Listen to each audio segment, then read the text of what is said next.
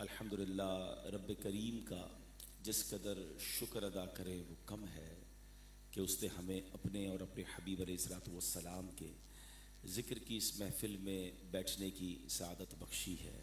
میں PESIR laboratories, PSTC اور fuel research centre SIC، ان تمام یونٹس کا، ان تمام اداروں کا شکریہ بھی ادا کروں گا اور مبارکباد بھی پیش کروں گا کہ اتنی پیاری محفل سجائی۔ اللہ کریم آپ کا انتظام کرنا اور ہم سب کا حاضر ہونا اپنی بارگاہ میں قبول فرمائے۔ سچی بات یہ ہے کہ محبوب کی محفل کو محبوب سجاتے ہیں محبوب کی محفل کو محبوب سجاتے ہیں اور آتے ہیں وہی جن کو سرکار بلاتے ہیں۔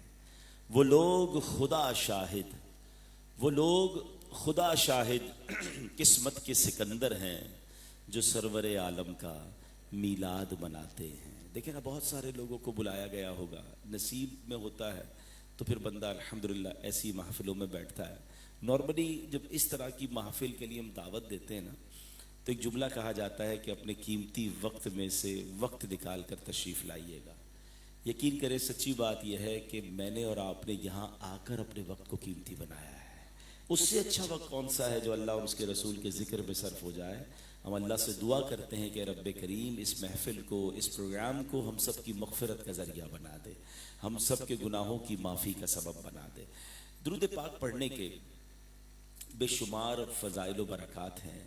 میرے آقا مدینے والے مصطفیٰ صلی اللہ علیہ وسلم کا فرمان عالی شان ہے جس کا مضمون ہے من صلی علیہ صلاۃ واحدۃ صلی اللہ علیہ عشرہ۔ نبی پاک فرماتے ہیں جو مجھ پر ایک بار درود پاک پڑھے اللہ اس پر اپنی 10 رحمتیں نازل فرماتا ہے۔ ومن صلی علیہ عشرا صلی اللہ علیہ مئۃ، جو مجھ پر 10 بار درود پاک پڑھے اللہ کریم 100 رحمتیں نازل فرماتا ہے۔ ومن صلی علیہ مئۃ صلی اللہ علیہ الفا، جو مجھ پر 100 بار درود پاک پڑھے اللہ کریم اس پر 1000 رحمتیں نازل فرماتا ہے۔ Look at the beautiful multiplication. Whenever you recite one درود پاک you can get 10 mercies, 10 رحمہ from Allah subhanahu wa ta'ala۔ ہر درود پاک پر 10 رحمتیں، 10 پر 100 رحمتیں، 100 پر 1000 رحمتیں۔ یعنی میں اور آپ ہم سب چاہتے ہیں کہ گھر سے نکلیں تو خیر سے واپس پہنچیں، کام پہ، کاج پہ، کاروبار پہ برکتیں رہیں، بچے پیچھے سیکیور رہیں۔ تو سبحان اللہ، جو درود پڑھ رہا ہے اس پر تو رحمتوں کی بارش ہو رہی ہے، اللہ کی رحمت کے سائے میں اس کا سفر ہو رہا ہے۔ ہر درود پر ملٹیپلائی بائی 10 رحمتیں۔ یہاں تک تو یہ بڑی خوبصورت حدیث پاک ہے، مگر اس کا جو اگلا پارٹ ہے نا وہ اس سے زیادہ خوبصورت ہے۔ نبی پاک فرماتے ومن صلی علیہ الفا، جس نے مجھ پر 1000 بار درود پاک پڑھا زحمت کتفہ کتفی علی باب الجنہ، آقا فرماتے جنت کے کاندھے، جنت کے دروازے پر اس کا کاندھا میرے کاندھے سے چھو رہا ہوگا۔ سبحان اللہ، کاندھا کس سے چھوتا ہے؟ Very next to me. جب ہم نماز پڑھتے تو امام صاحب کہتے ہیں نا کاندھے سے کاندھا ملا لی، یعنی میرے جو بالکل برابر میں ہوتا ہے میرا کاندھا اس سے ٹچ ہوتا ہے نا۔ شولڈر ٹچ کس سے ہوتا ہے؟ نبی پاک فرما رہے کہ جو 1000 بار درود پاک پڑھنے والا ہوگا جنت کے دروازے پر اس کا کاندھا میرے کاندھے سے چھو رہا ہوگا۔ کتنا آسان ہے نیکیاں کمانا، کتنی اللہ نے ہم پر مہربانی کر دی ہے۔ مجھے بتائے نا ایک درود پاک میں دیر کتنی لگتی ہے؟ الصلاۃ والسلام علیک یا رسول اللہ، بڑا مختصر درود پاک ہے۔ صلی اللہ تعالی علی محمد صلی اللہ علیہ وسلم، ویری شارٹ۔ بے شک اور بھی بہت سارے درود پاک ہیں، اگر ہم سمجھنے کے لیے سمجھ رہا ہوں، عرض کر رہا ہوں 2 سیکنڈ میں ایک درود پاک ہو جاتا ہے۔ If you want to recite 100 times درود پاک you need only 200 seconds. And what the meaning of 200 seconds? About 3 minutes or 4 minutes. 3-4 minute میں 100 بار درود پاک ہو جاتے ہیں اور برکتیں 1000 رحمتیں مل گئی آپ کو۔ ایک اور حدیث پاک کا مضمون ہے جو 100 بار درود پاک پڑھے اس کی دونوں آنکھوں کے درمیان لکھ دیا جاتا ہے کہ یہ بندہ نفاق سے بری ہے، دوزخ کی آگ سے بری ہے۔ Only 100 times درود پاک، 4 منٹ 5 منٹ۔ موبائل نکالیں تو 2-3 منٹ کی نہ جانے کتنی ریلز دیکھ لیتے ہیں لوگ، دیکھنے والے گھنٹوں موبائل پر نکل جائیں گے۔ اس کے لیے ٹائم ہے، ذکر و درود کے لیے ٹائم نہیں ہے۔ You are researchers, you need so many time. آپ کو بہت وقت چاہیے کسی چیز کی ریسرچ کا رزلٹ نکالنے کے لیے، کتنی محنت، مہینوں لگ جاتے ہوں گے تب جا کے نتیجہ نکلتا ہے، بعضوں کا نتیجہ نہیں نکلتا ہوگا۔ مگر یہ کیسا آسان اللہ نے ہمارے لیے کر دیا کہ بیٹھے بیٹھے بغیر کوئی محنت کیے نیکیوں کے انبار لگاتے چلے جائیں۔ ذرا مل کر کہیے سبحان اللہ الحمدللہ، اللہ اکبر. کتنی دیر لگی ان 3 جملوں کو کہنے میں؟ approximately less than 10 seconds. You spend less than 10 seconds and you know what you get. آپ نے کیا حاصل کر لیا؟ اللہ کے نبی علیہ السلام کے سچے وعدے ہیں جو ایک بار سبحان اللہ کہے جنت میں درخت لگا دیا جاتا، الحمدللہ کہے جنت میں درخت، اللہ اکبر کہے جنت میں درخت، کچھ بھی نہیں گیا. اللہ اللہ. اگر یہ زبان کی نعمت کا اندازہ ہو جائے نا میرے پیارے اسلامی بھائیوں، اسلامی بہنوں جو مجھے لائیو سن رہے ہیں، بعد میں سنیں گے، اللہ نے یہ اتنی بڑی نعمت دی ہے کہ آپ بیٹھے بٹھائے لاکھوں کروڑوں میں کیا کما لیں، لیکن یہی زبان اگر غلط چلے تو یہ جہنم میں پہنچا سکتی ہے. سرکار دو عالم علیہ السلام نے اسی زبان کو پکڑ کے فرمایا تھا کہ مجھے سب سے زیادہ خوف اس چیز سے، کیونکہ زبان غلط چلتی ہے لوگوں کی تو جھوٹ بولتی ہے، غیبت کرتی ہے، دل توڑ دیتی ہے، زیادتی کر دیتی ہے. یہی زبان جنت پہ پہنچا سکتی ہے.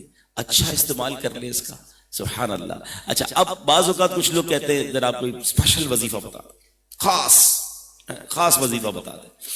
میں کیا بتاؤں، خود نبی پاک علیہ السلام نے بتایا ہے. اور وہ کون سا وظیفہ ہے؟ افضل الذکر لا الہ الا اللہ. یہ حدیث پاک میں نے آپ کو سنائی ہے. سب سے افضل ذکر کیا ہے؟ لا الہ الا اللہ. اور پتہ یہ وہ وظیفہ ہے جو اگر کسی کا آخری کلام ہو جائے نا، مرنے سے پہلے اگر زبان پر یہ کلام جاری ہو جائے، نبی پاک فرماتے جس کا آخری کلام لا الہ الا اللہ ہوگا دخل الجنہ، وہ جنت میں داخل ہو جائے. اگر میں آپ سے ہاتھ اٹھواؤں، کون کون چاہتا ہے مرتے وقت کلمہ نصیب ہو؟ ماشاءاللہ سارے ہی چاہتے ہیں. میں جدھر بھی ہاتھ اٹھواتا ہوں نا سارے ہاتھ اٹھاتے ہیں، بڑی اچھی بات ہے. ہر مسلمان چاہتا ہے اور دعا بھی کرتے ہیں یا اللہ مرتے وقت کلمہ نصیب کرنا. مگر چلیں آج ذرا سائنٹسٹ بھی بیٹھے ہیں، ریسرچرز بھی بیٹھے ہیں. اگر میں ایک سوال کروں آپ سے کہ آپ سب چاہتے ہیں کہ مرتے وقت کلمہ نصیب ہو، آج پورے دل میں کتنی بار کلمہ پڑھا ہے؟ اپنے آپ سے پوچھئے، مجھے جواب نہ دیجئے. اچھا پچھلے پورے ہفتے میں کتنی بار آپ نے کلمہ پاک پڑھا ہے؟ چلے لاسٹ پورے منتھ کی کیلکولیشن کر لیتے ہیں. ہے نا عجیب بات، مرتے وقت سب کو کلمہ چاہیے، زندگی میں پڑھنے کے لیے تیار نہیں ہے. ارے اللہ کے بندوں، کم از کم روز ایک تسبیح تو کلمہ پاک کی پڑھے نا. اور سبحان اللہ، آپ کو پتہ یہ لا الہ الا اللہ میں راز کیسے ہیں؟ اس پورے جو جملہ ہے اس میں 3 ہی حرف ہیں، الف لام اور ہا. آپ دیکھیں لا الہ الا اللہ میں کوئی چوتھا حرف نہیں ہے. اور لفظ اللہ میں بھی الف لام اور ہا ہی آپ کو ملے گا. یہ اللہ کے رازوں میں سے راز ہے. اور لفظ اللہ جو ہے نا، جو اس میں جلالت ہے، اگر اس کے مزید آپ ڈیپ میں جائیں، کیا شان ہے اس لفظ کی کہ آپ الفاظ کو جدا کر دیں مگر ذکر الہی باقی رہتا ہے. اللہ، الف لام لام اور ہا. الف نکال دیں کیا بنے گا؟ للہ. لام نکال دیں، کہاں کی طرف ضمیر جائے گی؟ لہو. پھر لام نکال دیں تو ہو. یعنی ایک ایک لفظ آپ کو یاد دلاتا رہے گا کہ تم ذکر کس کا کر رہے ہو، بات کس کی کر رہے ہو. یہ شان ہے میرے رب کے اس میں جلالت کی. مگر پرابلم یہ ہے کہ بغیر کسی ایفرٹ کے، کوئی کیلوریز برن کیے بغیر، پسینہ بہائے بغیر، کھڑے بھی نہ ہو اپنی جگہ، بیٹھے رہیں، ذکر الہی کرتے رہے، ذکر الہی کرتے رہے، ذکر رسول کرتے رہے، درود پاک پڑھتے رہے اور نیکیاں کماتے رہے. ڈبل فائدہ یہ ہوگا کہ فضول باتوں سے الگ بچیں گے، رحمتیں الگ برستی رہیں گی. تو پہلی بات جو میں نے آج کے اس پروگرام میں آپ کے سامنے پیش کرنی ہے کہ میں بھی نیت کروں اور آپ بھی نیت کریں کہ اپنے آپ کو فضول کاموں سے بچاتے ہوئے ہم اللہ رسول کا ذکر کریں گے انشاءاللہ. حدیث پاک میں آتا ہے اللہ کا ایسے ذکر کرو کہ لوگ تمہیں دیوانہ کہنے لگیں. ہاں یہ ذکر کے بارے میں نبی پاک کا فرمان ہے اور بزرگوں نے ایسا کیا. اب دیکھیں نا، آپ سارے یہاں کسی گاڑی میں آتے ہوں گے، کوئی بس میں آتا ہوگا، کوئی اپنی پرائیویٹ ٹرانسپورٹ پر آتا ہوگا. آنے اور جانے میں تو آپ کے پاس ٹائم ہی ٹائم ہے نا. اب اس وقت کو اگر آپ درود ٹائم بنا لیں، اپنے ٹریول ٹائم کو ذکر ٹائم بنا لیں، تو نہ جانے آپ کتنے درود پاک پڑھ لیں گے، کتنی بار اللہ کا نام لے لیں گے. تسبیح ساتھ رکھیں اور ذکر الہی کی عادت ڈالیں. پھر آپ اس کی برکتیں جو دیکھیں گے نا اپنی لائف میں، آپ انشاءاللہ ٹینشن فری ہو جائیں گے، ریلیکس موڈ میں آ جائیں گے، بیماریاں دور ہونا شروع ہو جائیں گی، رزق میں برکت الگ، یہ سارے بینیفٹس الگ ملیں گے انشاءاللہ. اللہ مجھے بھی نصیب فرمائے، آپ کو بھی نصیب فرمائے. مجھے اپنے پیر و مرشد کا ایک شعر یاد آ رہا ہے، کیا پیاری التجا کی ہے. وہ کہتے ہیں ذکر و درود ہر گھڑی ورد زبان ہے، ذکر و درود ہر گھڑی ورد زبان رہے، میری فضول گوئی کی عادت نکال دو. اللہ کرے ہماری عادت نکل جائے. محبت کے ساتھ درود پاک پڑھ لیجئے. صلو علی الحبیب صلی اللہ تعالی علی محمد صلی اللہ علیہ وسلم۔ آج جو مجھے موضوع دیا گیا ہے، سبحان اللہ، سچی بات تو یہ کہ یہ موضوع ایسا ہے، یعنی نبی پاک علیہ الصلوۃ والسلام کی سیرت پر اگر کسی کو کلام کرنا ہے تو لکھنے والا بھی جو ہے وہ پریشان ہو جاتا ہے، بولنے والا بھی حیران ہو جاتا ہے کہ بات کیسے کروں۔ سچی سب سے پہلی بات تو یہ ہے کہ نہ اوقات ہے نہ الفاظ ہے۔ سرکار دو عالم علیہ الصلوۃ والسلام کے بارے میں ہم کیسے بات کریں؟ اللہ نے وہ مرتبہ دیا، وہ مقام دیا، بڑوں نے کوشش کی۔ بریلی کے تاجدار امام عشق و محبت نے قلم اٹھایا اور کوشش کی کہ نبی پاک کے لیے کوئی سوٹیبل ورڈز تلاش کر لو۔ جو میں کلام کے اشعار بتاؤں گا آپ کو، پڑھوں گا آپ کے سامنے، اگر آپ غور کریں نا تو وہ اعلیٰ حضرت اس پورے کلام میں ریسرچ موڈ میں نظر آتے ہیں کہ what I can say about رسول پاک علیہ السلام, which word is suitable for him. لکھتے ہیں سرور کہوں کہ مالک و مولا کہوں تجھے، سوچ رہا ہوں کہ کیا لکھوں، سرور کہوں کہ مالک و مولا کہوں تجھے، باغ خلیل کا گل زیبا کہوں تجھے، اللہ رے تیرے جسم منور کی تابشیں، اے جانے جاں اے جانے جامے تجلا کہوں تجھے، آقا تیرے تو وصف عیب تناہی سے ہیں بری، حیران ہوں میرے شاہ میں کیا کیا کہوں تجھے۔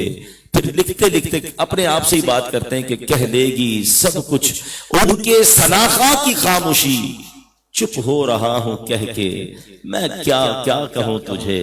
پھر آخر فارمولا یہ سمجھ آیا کہ کہنے کو کچھ مل تو نہیں رہا، ہاں ایسا کرتا ہوں لیکن رضا نے ختم سخن اس پہ کر دیا، خالق کا بندہ خلق کا آقا کہوں تجھے۔ تو نبی پاک کی شان تو ایسی ہے، شاعر مشرق نے بھی قلم اٹھایا، لکھتے لوح بھی تو قلم بھی تو تیرا وجود الکتاب، گنبدے آبگین رنگ تیرے محیط میں حباب، عالم آب و خاک میں تیرے ظہور سے فروغ، عالم آب و خاک میں تیرے ظہور سے فروغ، ذرہ ریگ کو دیا تو نے طلوع آفتاب۔ اگر ایک اس مصرے پر بات کر لی جائے کہ ذرہ ریگ کو دیا تو نے طلوع آفتاب، وہ مدینہ جو پہلے یثرب تھا، وہ مدینہ جہاں پہلے بیماریاں تھیں، جس کی آب و ہوا لوگوں کو تکلیف پہنچاتی تھی، مگر جب نبی پاک کے قدم لگے،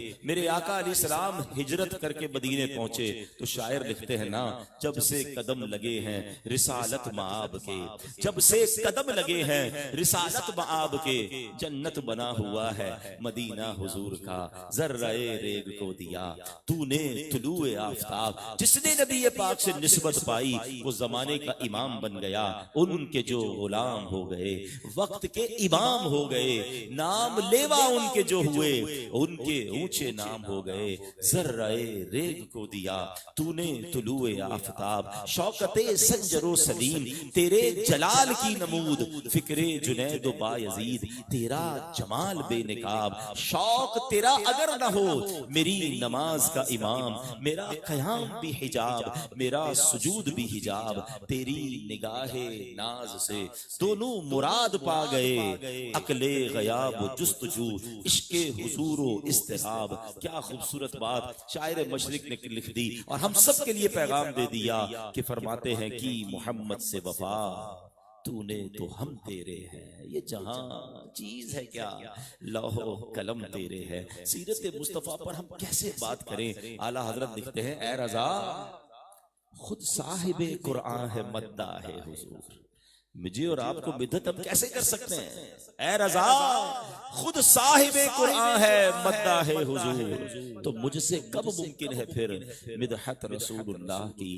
نبی پاک کی مدحت میں کیسے کر سکتا ہوں جب اللہ خود قرآن میں نبی پاک کی شان بیان کرتا ہے؟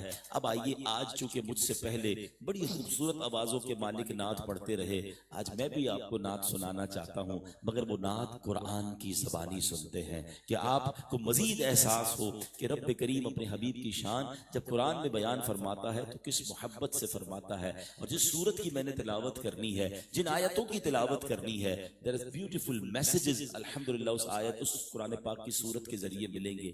اب ماجرا کیا تھا؟ سرکار دو عالم علیہ السلام پر وحی کا نزول ہوتا تھا، جبریل امین آتے تھے، ایمان والے ایمان قبول کر رہے تھے اور کفار معاذ اللہ آپ کی مخالفت کر رہے تھے۔ اب ہوا یہ کہ وحی کے دوران کچھ دنوں کا گیپ آ گیا، جبریل امین کچھ دنوں تک نبی پاک کی بارگاہ میں حاضر نہیں ہوئے، تو کفار نے معاذ اللہ جب ان کو پتہ چلا مشرکین مکہ کو، تو یہ بات پھیلانا شروع کر دی کہ اللہ نے اپنے نبی کو چھوڑ دیا ہے۔ یہ کہتے ہیں نا میں اللہ کے نبی ہوں، تو ان کو تو ان کے رب نے چھوڑ دیا ہے، کیونکہ وہی تو کافی دنوں سے نہیں آ رہی، فرشتہ تو نہیں آ رہا۔ اور یہ بات مکے میں گردش کرنے لگی، اور یہ بات سرکار دو عالم علیہ الصلوۃ والسلام تک بھی پہنچ گئی۔ نبی پاک کے سینہ اقدس پر رنج گزرا کہ کفار اس طرح کی باتیں کر رہے ہیں۔ اب مجھے بتائیے، اگر کوئی شخص آپ کے خلاف بات کرے تو جواب کون دے گا؟ آپ ہی دیں گے نا۔ جب میرے خلاف کوئی بات کرے گا، اگر جواب دینا ہے تو میں ہی دوں گا۔ مگر شان مصطفیٰ دیکھیں صلی اللہ تعالی علیہ وسلم کہ ان کے خلاف ریومرز یا غلط باتیں کفار مکہ کر رہے ہیں، اور جواب رب قرآن مجید میں ارشاد فرما رہا ہے۔ اچھا، اب دنیا میں جب کوئی ہمارا پیارا رنجیدہ غم زدہ ہو، آپ کو پتا چلے آپ کے بچے کا دل کسی نے توڑ دیا ہے، آپ کے بھائی کا دل کسی نے توڑ دیا، آپ کے فرینڈ کا دل کسی نے توڑ دیا ہے، اور اب آپ جا رہے ہیں کہ اس کو تھوڑا سا ہیل کریں، تھوڑا سا اس کو جو ہے اس غم اس کا ہلکا کریں، تو آپ کیا کرتے ہیں؟ آپ اسے تسلی دیتے ہیں، اس کی تعریف کرتے ہیں، اس کے دل میں خوشی داخل کرتے ہیں۔ اب ذرا اسلوب دیکھیے گا اس سورت کا۔ میں آج قرآن پاک کی سورہ والضحیٰ کی بات کرنے آیا۔ اللہ کریم قرآن مجید میں کس طرح ارشاد فرماتا ہے، بسم اللہ الرحمن الرحیم والضحیٰ واللیل اذا سجا۔ Look at the beautiful way of this surah۔ قرآن کی سورت کی سٹارٹ کیا ہو رہا ہے؟ چڑھتے دن کے وقت کی قسم اور رات کی جب وہ ڈھانپ دے۔ مفسرین کی کثیر تعداد لکھتی ہے کہ والضحیٰ سے مراد ہے اے محبوب تیرے روشن چہرے کی قسم، واللیل اذا سجا اے میرے پیارے تیری کالی زلفوں کی قسم۔ آپ ذرا سٹارٹ تو دیکھیے کہ بات رب نے فرمانی ہے، اپنے حبیب سے گفتگو ہو رہی ہے، اور اس کے دل کو ڈھارس کیسے دی جا رہی ہے؟ والضحیٰ واللیل اذا سجا اے محبوب تمہارے روشن چہرے کی قسم، تمہاری کالی سیاہ زلفوں کی قسم۔ اب محبوب علیہ الصلوۃ والسلام سے رب نے اس طرح بات فرمانے کے بعد اب کفار کو کیا جواب دیا؟ ما ودعک ربک وما قلا، یعنی تمہارے رب نے نہ تمہیں چھوڑا اور نہ ناپسند کیا۔ کفار کہہ رہے ہیں رب نے چھوڑ دیا ہے، اور رب قرآن میں فرما رہا ہے ما ودعک ربک وما قلا، تمہارے رب نے نہ تمہیں چھوڑا اور نہ ناپسند کیا۔ اب ذرا سبحان اللہ، جب کسی کا دل رنجیدہ ہو تو اب اسے تحفہ دیا جاتا ہے، اب اسے خوشخبری سنائی جاتی ہے، اب اس کے دل کو ڈھارس دی جاتی ہے۔ سبحان اللہ، رب اپنے حبیب علیہ الصلوۃ والسلام سے کیسا پیار فرماتا ہے۔ اب اللہ قرآن میں ارشاد فرماتا ہے وَلَلْآخِرَةُ خَيْرٌ لَكَ مِنَ الْأُولَى۔ خدا کی قسم، اگر یہ ایک آیت کو میں اور آپ سمجھ جائیں تو یہ فلسفہ سمجھ آ جائے گا کہ قرآن میں نعت کیسے رب نے بیان فرمائی۔ ارے اس سے بڑی نعت کیا ہو سکتی ہے؟ اللہ قرآن میں فرماتا ہے اور بے شک اے محبوب، اس آیت کا ترجمہ کیا بنے گا کہ اے محبوب تمہاری ہر آنے والی گھڑی پچھلی گھڑی سے بہتر ہے۔ It means each and every moment of your life is better than the past۔ اللہ اکبر۔ اب ذرا غور کیجئے، سرکار دو عالم علیہ السلام کا بچپن ہے، اور نبی پاک کے بچپن میں کمالات کا عالم یہ ہے۔ حضرت عباس کہتے ہیں یا رسول اللہ، میں نے آپ کو جھولے میں دیکھا تھا، آپ جدھر اشارہ فرماتے تھے چاند ادھر چلے جاتا تھا۔ اللہ اکبر۔ نبی پاک نے انکار نہ کیا کہ میرے چچا بچپن کی باتیں میں کیسے یاد رکھوں۔ اللہ کے حبیب علیہ السلام فرماتے ہیں جی میرے چچا، چاند مجھ سے باتیں کرتا تھا، میں چاند سے باتیں کرتا تھا۔ بچپن میں جن کے کمال کا عالم یہ ہے وَلَلْآخِرَةُ خَيْرٌ لَكَ مِنَ الْأُولَى، ہر آنے والی گھڑی پچھلی سے بہتر ہے۔ اب جب نبی پاک کی مبارک جوانی کا عالم ہے، کفار مکہ نے نشانی طلب کی ہے، تو نبی پاک اسی چاند کو اشارہ فرماتے ہیں تو دو ٹکڑے فرما دیتے ہیں۔ مولا علی کی نماز جاتی ہے، میرے آقا دعا فرماتے ہیں، سورج کو پلٹا دیتے ہیں۔ معجزات کی طویل فہرست ہے، مگر سبحان اللہ اس سال ہم نے 1500واں جشن ولادت منایا ہے۔ عاشقان رسول کو اور نبی پاک کے امتیوں کی خوشی اور ہونی چاہیے کہ سبحان اللہ میرے آقا کی ولادت کو 1500 سال ہو گئے ہیں۔ ارے جس نبی کا اپنی ظاہری زندگی میں کمالات کا یہ عالم تھا، بتاؤ نا 1500 سال بعد اس مقام اور مرتبے کا عالم کیا ہوگا۔ وَلَلْآخِرَةُ خَيْرٌ لَكَ مِنَ الْأُولَى، ہر گزرتے گھڑی کے ساتھ میرے آقا کے درجے بلند ہو رہے ہیں، نبی پاک کی شان بلند ہو رہی ہے۔ اور سبحان اللہ اب اگلی آیت میں تو کمال ہو گیا نا، اللہ ارشاد فرماتا ہے وَلَسَوْفَ يُعْتِيكَ رَبُّكَ فَتَرْضَىٰ۔ کتنا بڑا تحفہ دیا گیا نبی پاک کو۔ دل دکھایا تھا نا کفار نے، نبی پاک کو تحفہ کیا ملا؟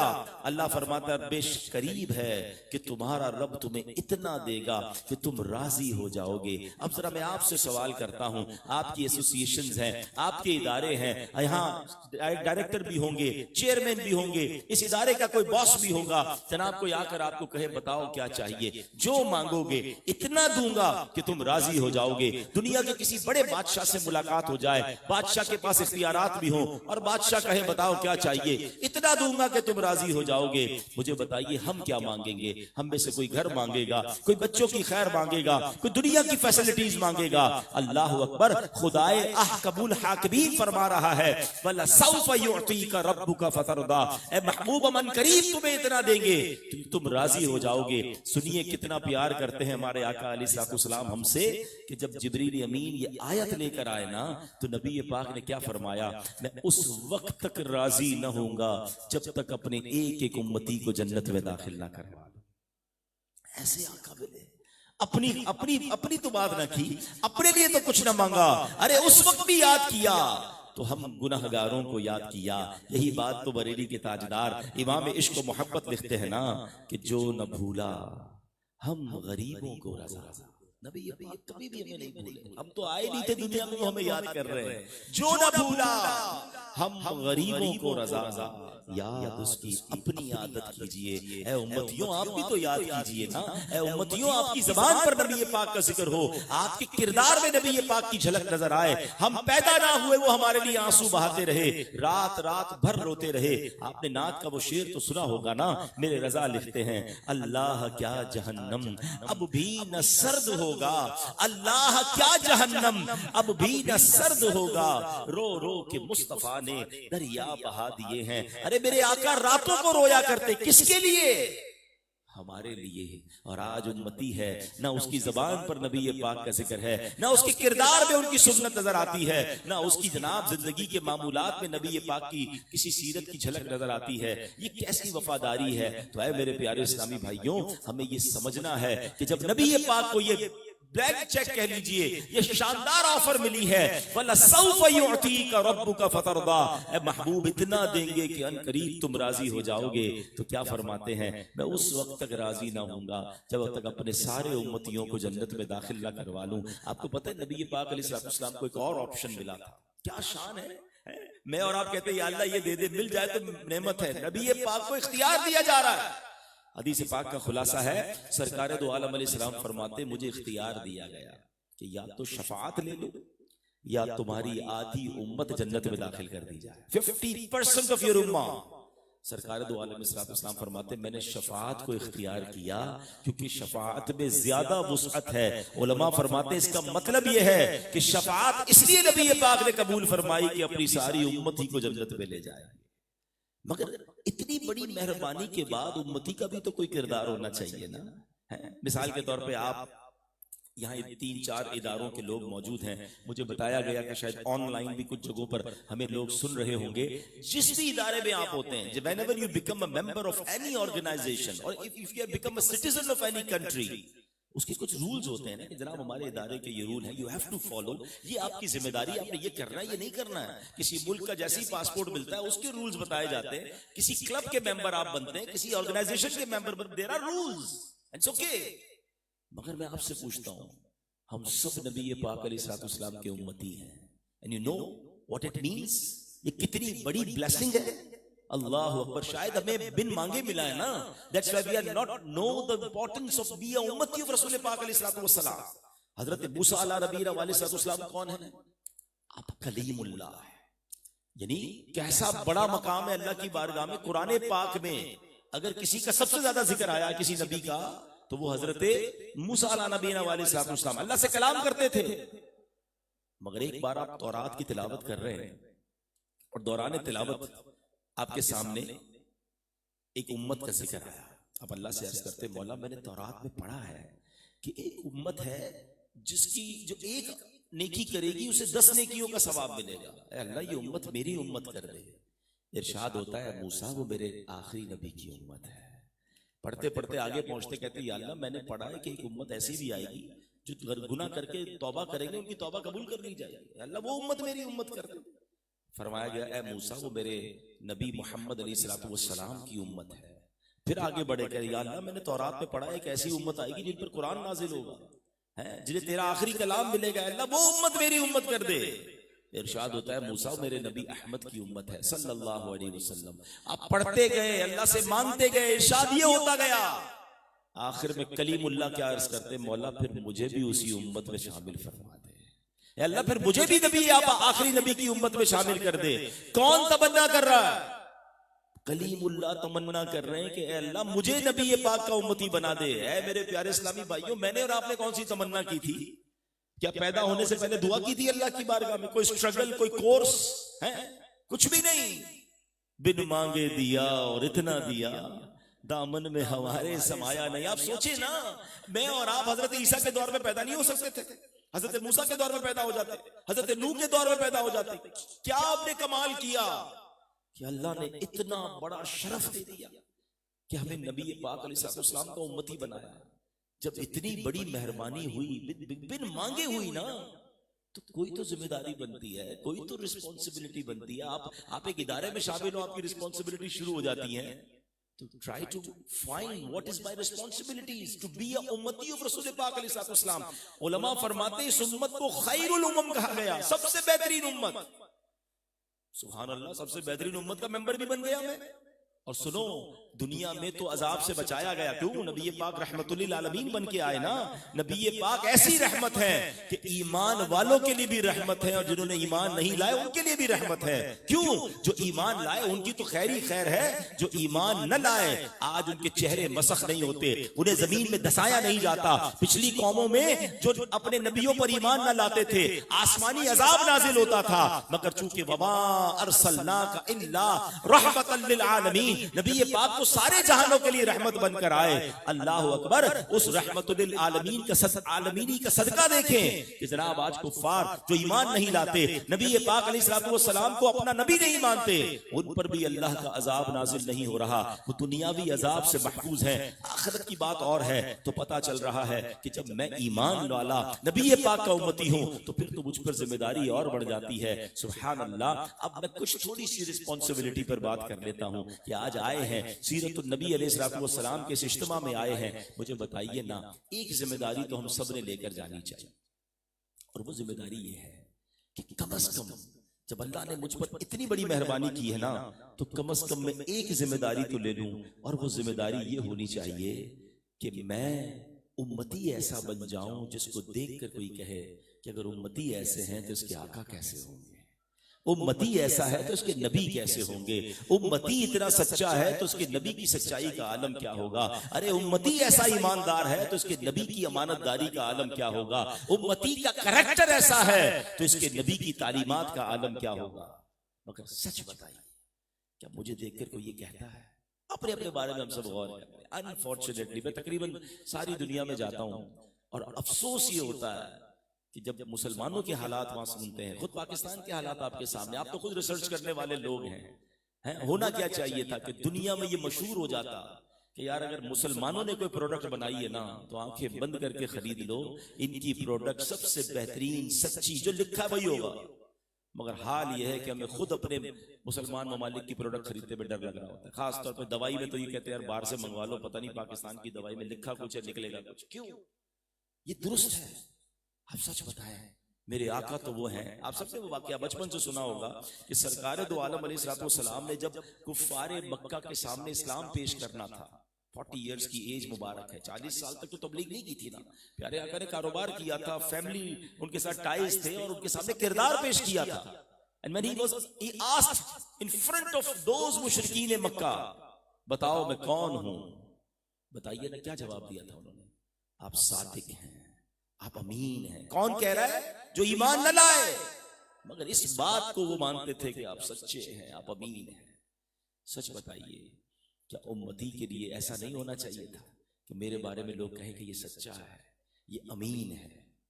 آج کسی کے بارے میں پوچھو نا, یار کاروبار کرنا ہے, قرضہ دینا ہے, دے دوں بھائی, دیکھ کے دینا بھائی, مجھے تو کوئی امید نہیں تمہارے پیسے واپس. تف نہیں ہے ایسے بندے پر جس کے بارے میں مسلمانوں کو ڈر لگتا ہے کہ یار یہ امانت دار ہے کہ نہیں. ہماری گفتگو کے بعد لوگ اگر یہ کہتے نظر آئے کہ یار یہ کہہ تو رہا ہے لیکن پتہ نہیں سچ کہہ رہا ہے یا جھوٹ کہہ رہا ہے, کہ اس سے برا امتی کون ہوگا کہ جس کی گفتگو پر مسلمان کو یقین نہیں آ رہا ہے. حالانکہ وہ مشہور حدیث پاک ہے، من غش فلیس منا، جو دھوکہ دے وہ ہم میں سے نہیں. مگر چند سکوں کی خاطر لوگ ملاوٹ کر رہے ہیں، چند سکوں کی خاطر جھوٹ بول رہے ہیں، تھوڑے پیسے کما لیتے ہیں، مگر سوچتے نہیں کہ مرنا نہیں ہے.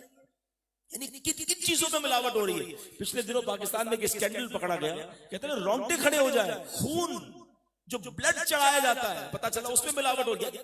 خون تو انسان کو جب مر رہا ہوتا ہے، زخمی ہوتا ہے، اس وقت دیا جاتا ہے، لیکن بس وہ پیسوں کی لالچ.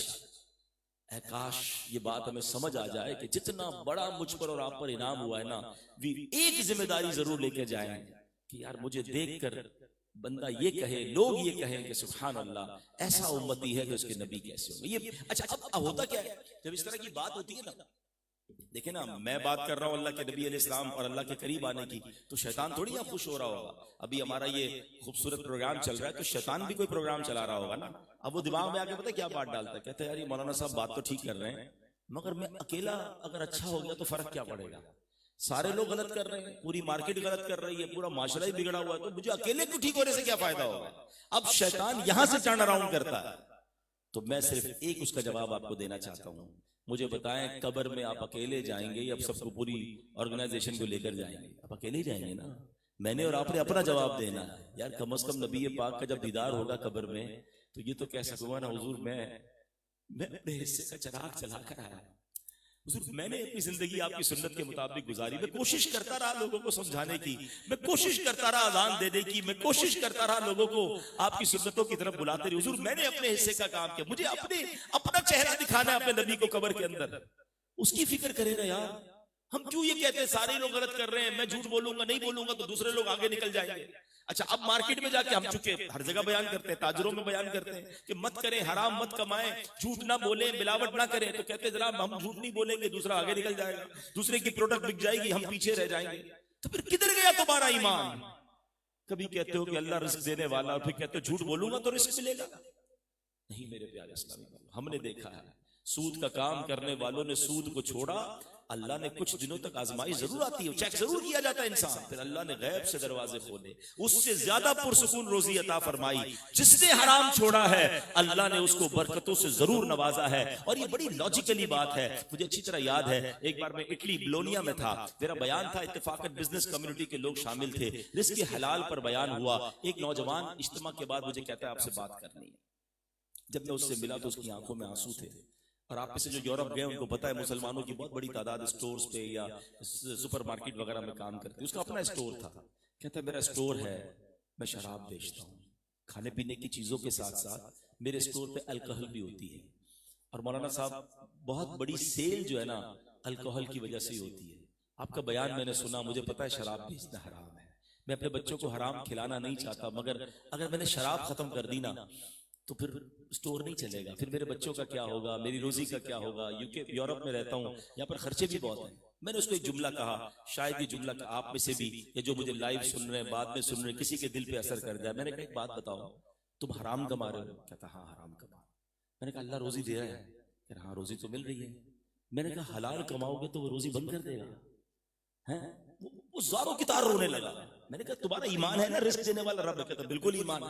میں نے کہا تم اسے ناراض کر رہے ہو، تمہیں کھانا مل رہا ہے، تم راضی کرو گے تو بند ہو جائے گا، یہ تمہارا پھر ایمان کیا ہے؟ کہتا بس آج سے وعدہ ہو گیا، آج کے بعد میں شراب نہیں بیچوں گا. اب یقین کریں میں بھول گیا اس واقعے کو. میں 1-1.5 سال بعد پھر دوبارہ اٹلی میں بیان تھا، وہی نوجوان مجھے ڈھونڈتا ہوا آیا کہ آپ کو یاد ہے میں نے آپ سے وعدہ کیا تھا میں شراب کا کام چھوڑ دوں گا. میں نے کہا ہاں یاد آ گیا. کیا ہوا بیٹا؟ کہتا الحمدللہ اللہ نے اس سے زیادہ برکت ڈال دی ہے. اور یہ ایسا ہی ہے، شیطان ہمت نہیں کرنے دیتا نیکی کی طرف آنے کے لیے، وہ وسوسے دلا رہا ہوتا ہے. اچھا صرف حلال روزی کا پرابلم نہیں ہے، جو بھی زندگی میں ہم برے کام کر رہے ہیں، اللہ نہ کرے کوئی میرا بھائی میری بہن کسی نہ کسی برے کام میں ہے، جب بھی آپ برے کام کو چھوڑنے کی طرف آؤ گے نا تو شیطان اس میں رکاوٹ ڈالے گا. نہیں ابھی نہیں، بعد میں، ابھی تو جوانی ہے، ابھی تو موج کر لیں، بعد میں سب کر لیں گے، توبہ کر لیں گے نا بس. ٹھیک ہے یہ مولانا صاحب جو بیان کر رہے ہیں یہ بھی تو 50 سال کے ہو گئے نا، ہم بھی 50 سال کے ہوں گے تو توبہ کر لیں گے. شیطان کہیں نہ کہیں آپ کو روکے گا، لیکن جس نے ہمت کی، اس کو بریک کیا اور نیکی کی طرف آ جاتا ہے، اللہ اس کے لیے غیب سے راستے کھول دیتا ہے. اس کے دل پر سکون اور اطمینان کی بارش ہونا شروع ہو جاتی ہے. تو جناب یہ آج نیت کر لیں کہ انشاءاللہ جب نبی پاک علیہ الصلوۃ والسلام ہمیں نہ بھولے اور ہم اتنے بڑی ہم پر سعادت ہوئی ہے تو ہم بھی پیارے آقا علیہ الصلوۃ والسلام کی سیرت پر عمل کریں اور اپنی لائف میں یہ ٹارگٹ لے لیں, یہ رسپانسبلٹی لے لیں کہ مجھے دیکھ کر کوئی کہے کہ امتی ایسا ہے تو نبی کیسے ہوں گے, اس کے آقا کیسے ہوں گے صلی اللہ تعالی علیہ وسلم. نبی پاک تو رحمت للعالمین ہے نا. نعت کے یہ شعر تو ہم نے سنے ہوں گے کہ وہ نبیوں میں رحمت لقب پانے والا, مرادیں غریبوں کی بر لانے والا, مصیبت میں غیروں کے کام آنے والا, وہ اپنے پرائے کا غم کھانے والا, فقیروں کا ملجا, ضعیفوں کا ماوا, یتیموں کا والی, غلاموں کا مولا, خطا کار سے درگزر کرنے والا, وہ بداندیش کے دل میں گھر کرنے والا. مجھے بتائیں نا, یہ نعتیں تو ہم سارے سنتے ہیں, کیا ہم بھی خطا کار سے درگزر کرتے ہیں؟ کیا ہم بھی یتیموں کے مددگار بنتے ہیں؟ کیا مصیبت میں غیروں کے کام ہم بھی آتے ہیں؟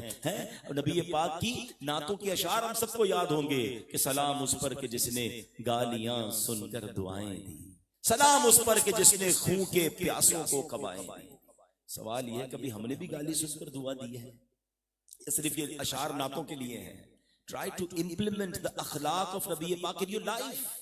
کبھی ہمارے مزاج کے خلاف بھی بات ہو تو درگزر تو کریں نا, معاف تو کریں. اسلام ٹالرنس اور پیشنس سکھاتا. سیرت مصطفیٰ علیہ الصلوۃ والسلام ہمیں سکھا رہی ہے کہ پیارے آقا نے تو خون کے پیاسوں کو, ایون سوسائڈ اٹیکرز کو معاف کر دیا. مارنے قتل کرنے آئے, معاذ اللہ شہید کرنے آئے, اور ہمارے سامنے کسی ملازم کی چھوٹی غلطی ہو جائے, کسی فیملی ممبر کی چھوٹی غلطی ہو جائے, کسی دوست سے کوئی مسٹیک ہو جائے, we are not ready to forgive them. نہ کرے ایسا. اللہ کرے کہ آج کے اس پروگرام کی برکت سے ہم نبی پاک کی سیرت کی برکتوں کو حاصل کر کے اپنے اندر پیشنس لائیں, پیار لائیں. میں تو بہت ساری باتیں کر سکتا ہوں لیکن ظاہر ہے کہ ٹائم اب مجھے اجازت کم دیتا ہے. میں 7-8 منٹ میرے پاس ہوں گے تو میں بات اپنی پوری کر لوں. 1:15 تک بات کر لیتے ہیں ماشاءاللہ. چلیں اب اسی صورت کی ہم مزید آیتوں کی طرف چلتے ہیں تاکہ صورت بھی کمپلیٹ ہو جائے. اور کیا خوبصورت میسیجز ہیں ہمارے لیے. اللہ کریم ارشاد فرماتا ہے سبحان اللہ. اب نبی پاک کی تعریف بھی ہو گئی, پیارے آقا علیہ الصلوۃ والسلام کو گویا خوبصورت تحفہ بھی عطا فرما دیا.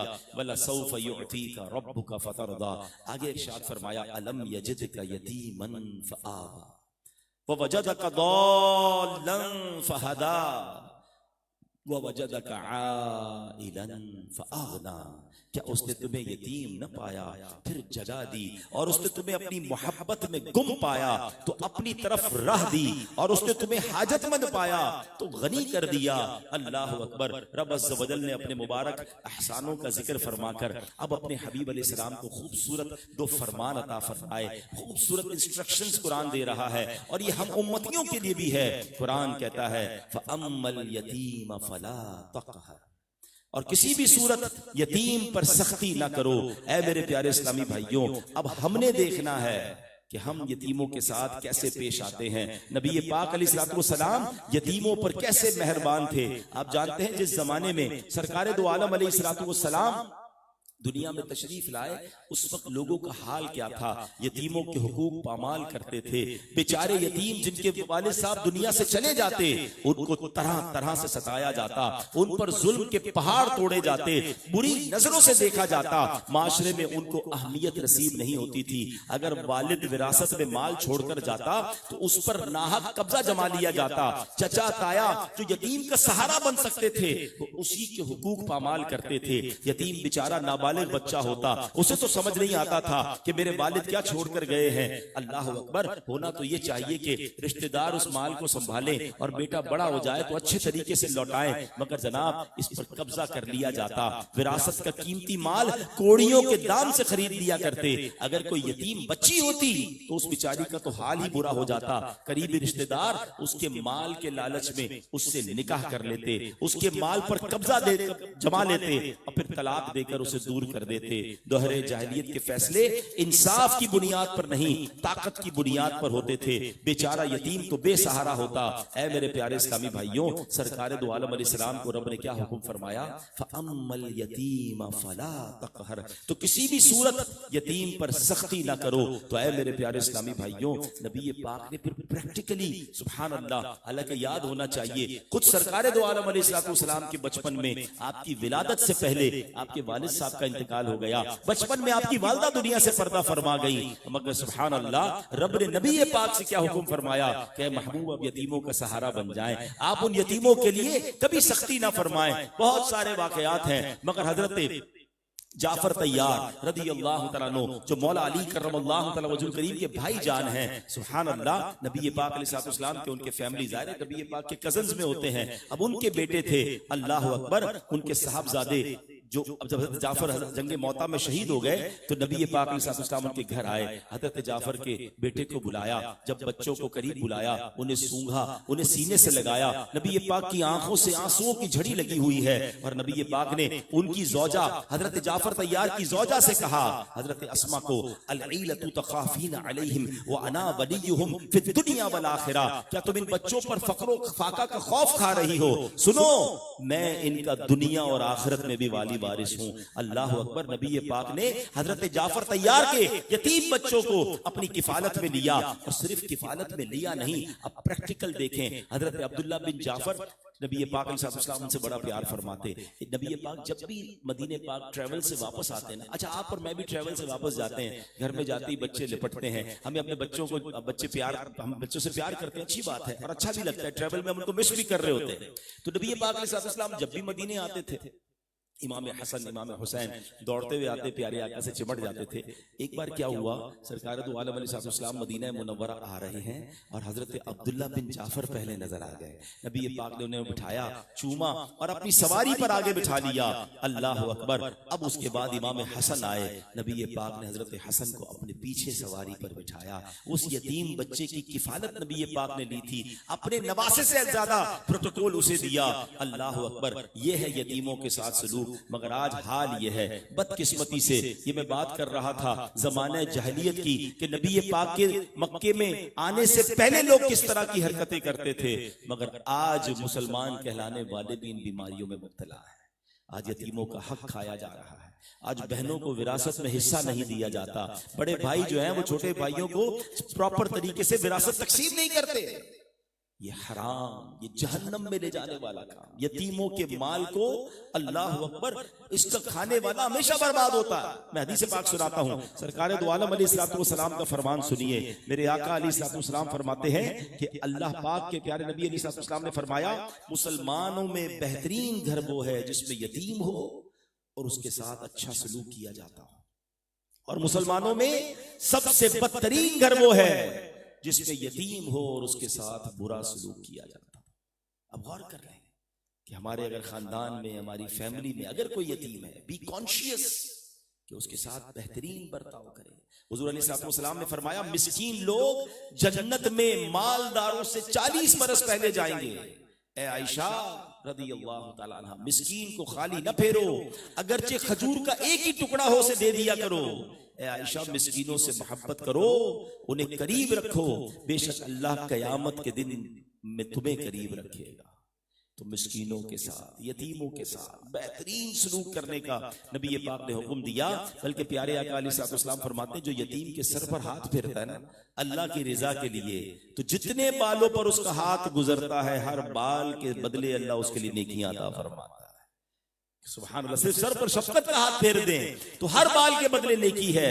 اور فرمایا, جو شخص یتیم لڑکی یا یتیم لڑکے پر احسان کرے وہ جنت میں اور وہ جنت میں. نبی پاک نے دونوں انگلیاں ملا کر فرمایا, اس طرح اپنے ساتھ جنت میں رکھیں گے نبی پاک کس کو, جو یتیم بچوں کے ساتھ اچھا سلوک کرنے والا ہو سکتا ہے یہاں پر, ہو سکتا ہے بعد میں اس بیان کو سننے والے ایسے افراد ہوں جو اس بات پر توجہ نہ دے رہے ہوں.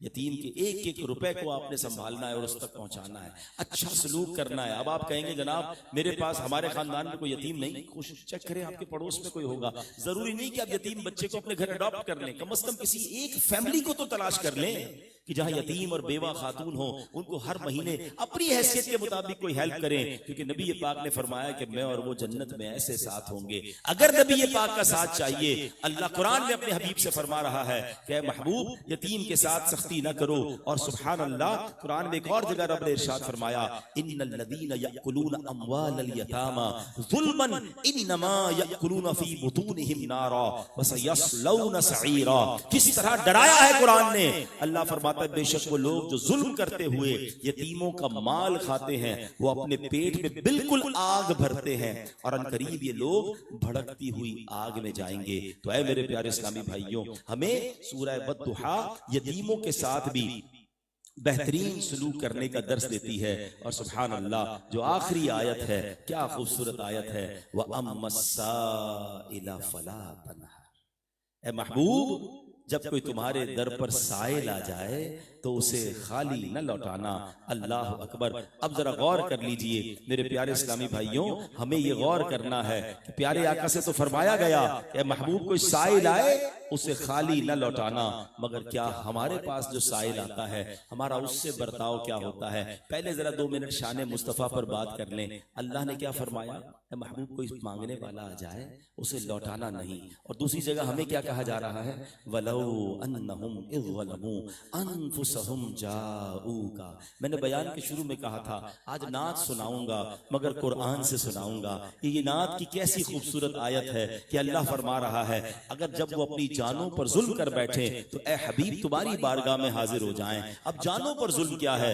گناہ ہو گیا تو محبوب کے در پر جاؤ۔ کاروبار میں غلطی کر لی، قرضہ چڑھ گیا، محبوب کے در پر جاؤ۔ اچھا کھانے پینے میں احتیاط نہیں کی، صحت خراب کی، اپنی جانوں پر ظلم کیا، مفسرین لکھتے کسی طرح بھی اپنے آپ کو پرابلم کریٹ کر لی، اے محبوب اے میرے امتیوں محبوب کے در پر جاؤ۔ وَلَوْ أَنَّهُمْ إِذْ ظَلَمُوا أَنفُسَهُمْ جَاءُوكَ، جاؤ میرے حبیب کے در پر۔ اور حبیب سے کیا فرمایا؟ فَأَمَّا السَّائِلَ فَلَا تَنْهَرْ۔ ہمیں کہا جا رہا ہے محبوب کے در پر جاؤ، اور حبیب سے کہا جا رہا ہے کہ جب کوئی سائل آ جائے تو واپس نہ لوٹانا، اسے جھڑکنا نہیں، اس کی جھولی بھر دینا۔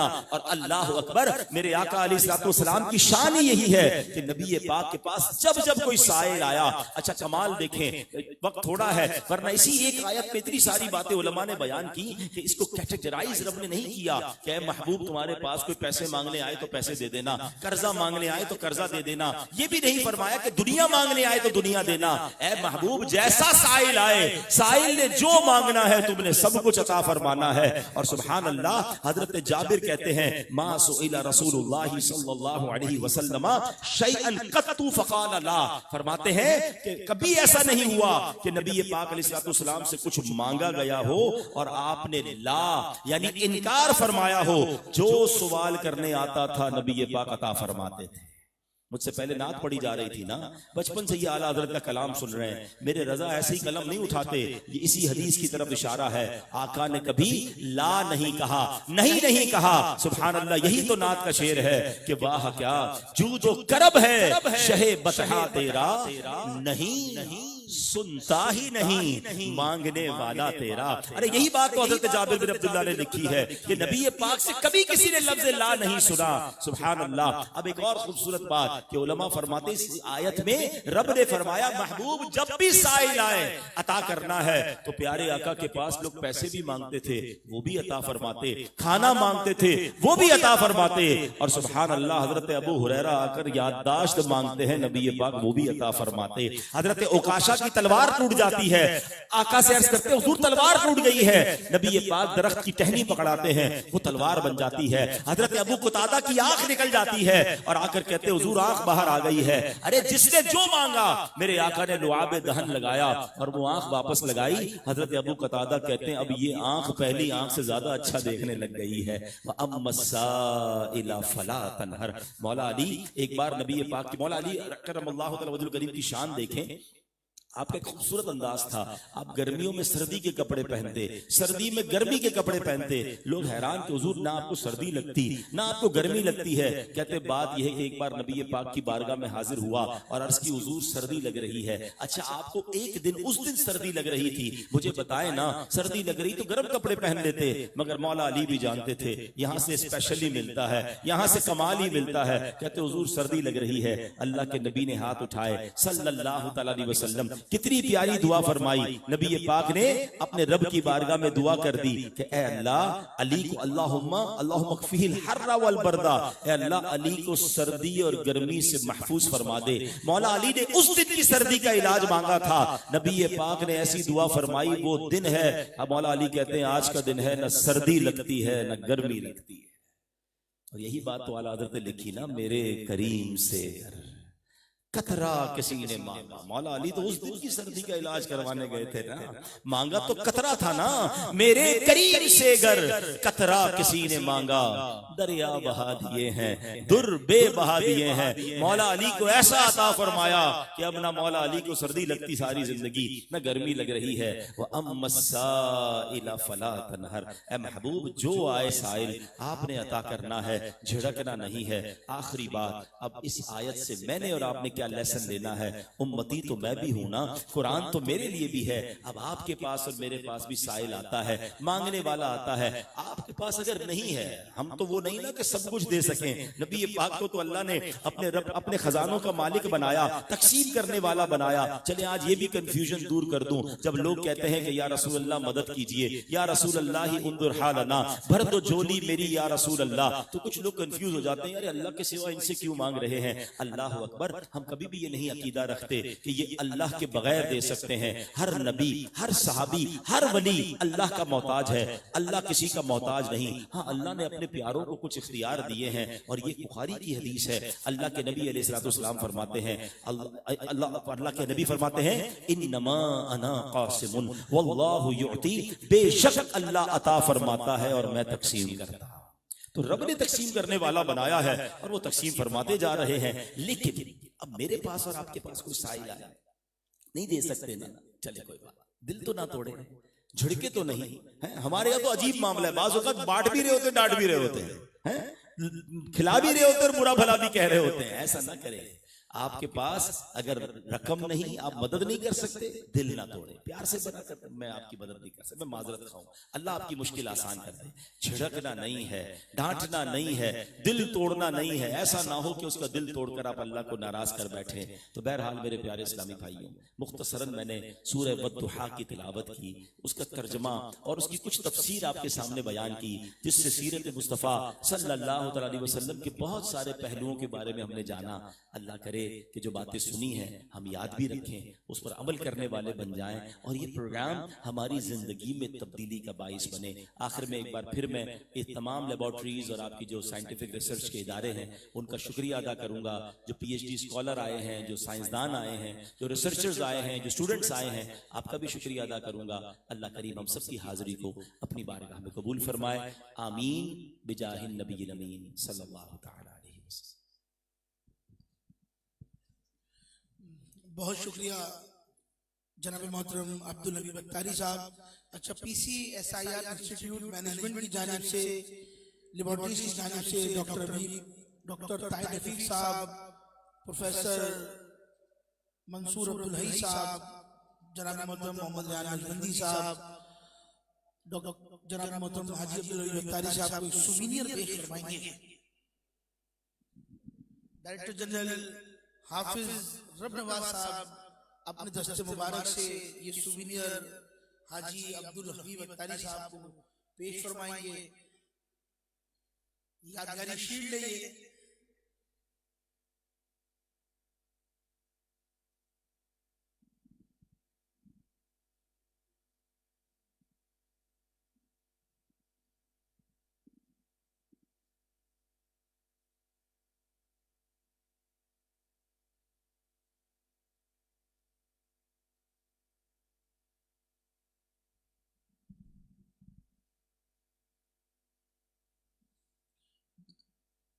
درود و سلام کی نذرانی کے لیے گزارش کروں گا.